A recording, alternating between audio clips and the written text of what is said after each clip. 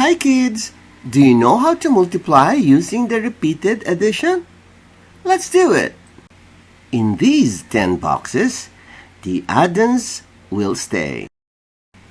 Ano ba ang mga addends? Ito yung mga numbers na i-add natin. Manito. Ito ay nagbibigay ng senyales na ito ay kalahati ng 10 boxes. Ito ang first 5 boxes. 1, 2, 3, 4, 5. And of course, pagkatapos niyan ay 6th, 7th, 8th, 9th, and 10th boxes.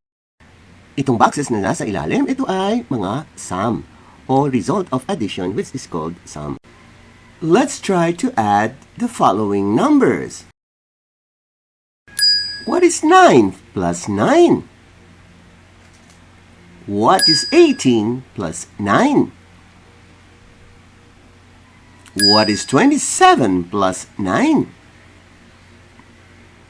What is 36 plus 9?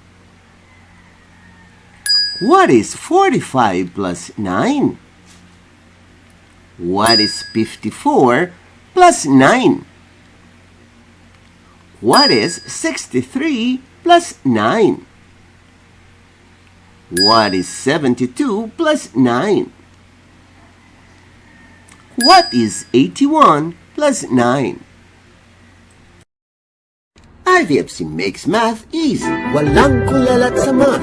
Walang kulalat sa math. A campaign on numeracy brought to you by I Volunteer for Filipino Children.